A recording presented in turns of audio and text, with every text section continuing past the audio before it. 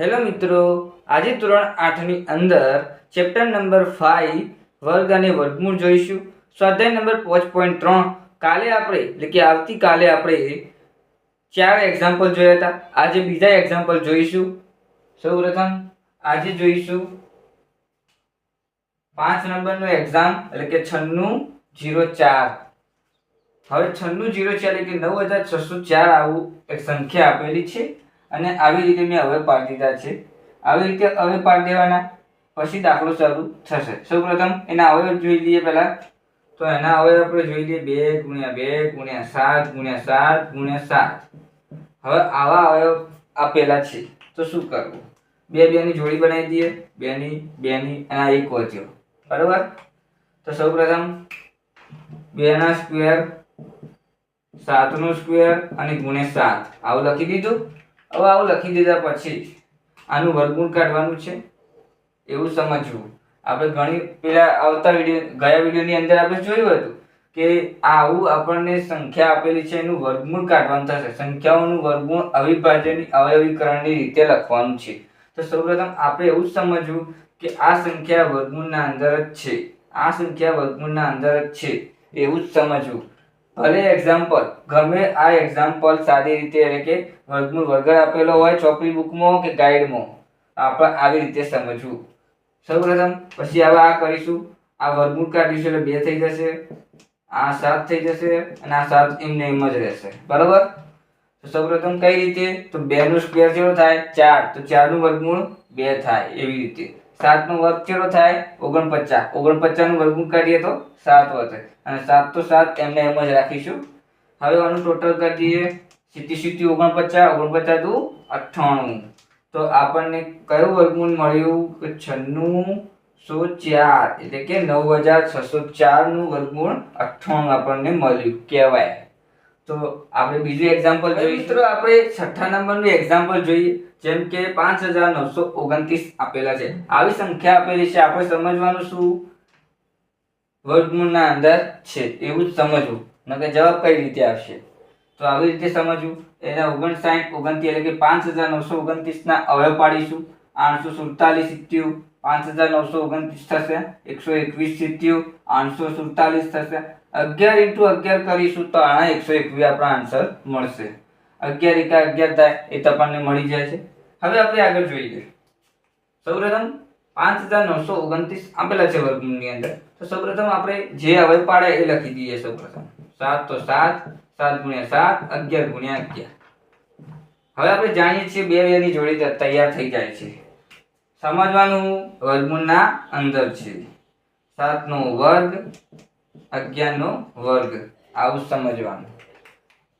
હવે આને પણ વર્ગમૂળના અંદર જ સમજવાનું. આખો દાખલો વર્ગમૂળના અંદર જ આવે, પણ ગાઈડ અને બુકની અંદર બધું ભેગું આપેલું છે. 7 નો સ્ક્વેર થશે 7, 11 નો સ્ક્વેર 11. કઈ રીતે? 7 નો સ્ક્વેર શું થશે? 49. 49 નું વર્ગમૂળ કાઢીએ તો 7 વધે. 11 નો સ્ક્વેર 121 થાય, તો 121 નું વર્ગમૂળ કાઢીએ તો 11 જવાબ આવે. તો 11 સીત્યું 77. આન્સર મળી ગયો. શું મળ્યો? આનો આન્સર મળ્યો વર્ગમૂળમાં 5929 નું વર્ગમૂળ કાઢીએ તો 77 જવાબ આવે. આવી રીતે મિત્રો હવે આપણે જોઈશું 7 નંબર દાખલો એટલે કે 529. હવે આપણે જોઈશું એક્ઝામ્પલ 7 529. હવે 529 ના આપણે અવયવ પાડીશું. જે 23 × 23 એટલે 529. 23 × 23 ના અવયવ પડેના. એટલે એવી સંખ્યા આવે જેનો અવયવ એટલે જેના અવયવ પડતા ના હોય. જેમ કે 3 5 7 એવા જ અવયવ આટલા આવે એવું સમજી લેવાનું. આપણે સમજવાનું કેવું? 529 એ વર્ગમૂળમાં છે. સમજવાનું એવી રીતે લખીશું તો ગમે રીતે ચાલશે. બુકની અંદર એવી રીતે આપેલું છે એટલે. હવે 529 ના આપણે અવયવ જોયા 23 × 23. વર્ગમૂળમાં જ સમજવાનું. 23 નો સ્ક્વેર કરીશું. 23 નો સ્ક્વેર કેટલો આવશે? 23 જ. તો આન્સર પણ આપણને મળશે 23 જ. તો 529 વર્ગમૂળમાં કહેવાય. 529 ને વર્ગમૂળમાં કાઢીશું તો આપણે 23 આન્સર મળશે. આ એનો આન્સર. હવે એક એક્ઝામ્પલ એવો છે તો થોડો બહુ મોટો છે, તો આ બધું કાઢીને હવે આપણે મિત્રો જોઈશું એક્ઝામ્પલ નંબર 8 9296 એટલે કે 9216 આપેલો છે એક્ઝામ્પલ તરીકે. આ એક્ઝામ્પલ થોડો મોટો છે એટલે કે ધ્યાનથી સાંભળજો અને ધ્યાનથી સમજજો. તો જુઓ 9216 આવું એક્ઝામ્પલ આપેલું છે. હવે ઘણા બધા અવયવોના આવા પડ્યા છે, તો આપણે ધ્યાનથી સાંભળીશું અને ધ્યાનથી સમજીશું. જેમ સમજાવું એવું સમજજો. તો જો આવી રીતે અવયવ પાડતા ના આવડતું હોય મિત્રો, તો હું એક નવો વિડીયો લોન્ચ કરીશ, એટલે કે નવો વિડીયો અપલોડ કરીશ. તો એમાં અવયવોની માહિતી હશે, બધી સંપૂર્ણ માહિતી, કઈ રીતે અવયવ પાડવા, કઈ રીતે ભાગ પાડવો, એ બધું આપણે સમજીશું. એકદમ પૂર્ણ વિસ્તારથી સમજીશું.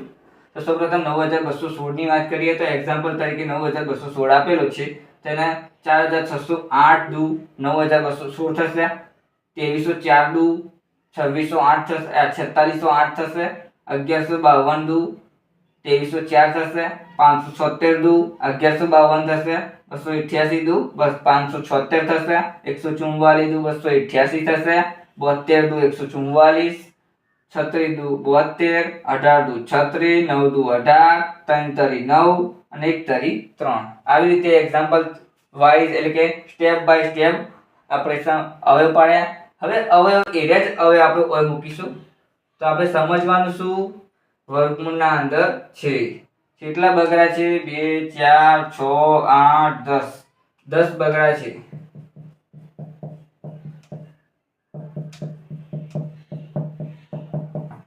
2 4 6 8 10 અને 2 તગડા. હવે જો માયના તો આવી રીતે પણ લખી શકાય છે.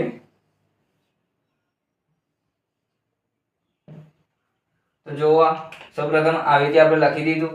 હવે 2 2 ની જોડી બની જાય છે. 2 2 2 અને 2 5 બની છે. 2 નો સ્ક્વેર 2 નો સ્ક્વેર 2 નો સ્ક્વેર 2 નો સ્ક્વેર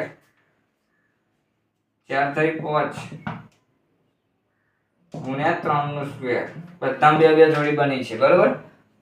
હવે આપણે જોઈશું 2 નો સ્ક્વેર 2 થશે, વર્ગમૂળ નીકળી જશે. 2 નો સ્ક્વેર 2, 2 નો સ્ક્વેર 2, 2 નો સ્ક્વેર 2, 2 નો સ્ક્વેર 2, 2 નો સ્ક્વેર 2 ગુણ્યા 3, બરોબર. હવે જોઈએ 2 દુ 4, 4 દુ 8, 8 દુ 16, 16 દુ 32, 32 તરી 96. આપણને આન્સર મળ્યો 96. તો આપણને આન્સર શું મળ્યો એક્ઝામ્પલ નો, કે વર્ગમૂળમાં 9216 હોય તો એના વર્ગમૂળ કાઢીશું તો આપણે 96 આન્સર મળશે. આવી રીતે શોધી શકાય. હવે એક બીજા એક્ઝામ્પલ જોઈશું મિત્રો. આપણે એક્ઝામ્પલ 9 જોઈશું. 8100 આપેલા છે. હવે 8100 ના આપણે આવી રીતે અવયવ પાડ્યા છે. 8100 ના આવી રીતે અવયવ પાડી દેવાના. 2 2 3 3 3 3 અને 5 5 આવા અવયવ પડે છે. તો આપણે એની લઈ લઈએ, વાત કરીશું. 2 ગુણ્યા 2 ગુણ્યા 3 ગુણ્યા 3 ગુણ્યા 3 ગુણ્યા 3 4 3 છે ગુણ્યા 5 ગુણ્યા 5 આવી રીતે લઈ લેવાના અંદર જ. હવે આગળ જોઈશું. 2 2 ની જોડી તૈયાર થઈ જાય છે. હવે તો 2 નો સ્ક્વેર 3 નો સ્ક્વેર 5 નો સ્ક્વેર અને 3 નો સ્ક્વેર આગળ પાછળ લખી શકાય, પછી ચાલે એવું જ છે. હવે 2 નો સ્ક્વેર 2 થશે, 3 નો સ્ક્વેર 3 થશે, 5 નો સ્ક્વેર 5, 3 નો સ્ક્વેર 3. હવે 5 દુ 10, 10 તરી 30, 30 તરી 90. તો આપણને આન્સર મળ્યો 90. તો 8100 નું વર્ગમૂળ કાઢીશું તો આપણને 90 આન્સર મળશે. 90 આન્સર આપણને મળશે. હવે વિડીયોને આપણે આટલે સુધી રાખીએ છીએ.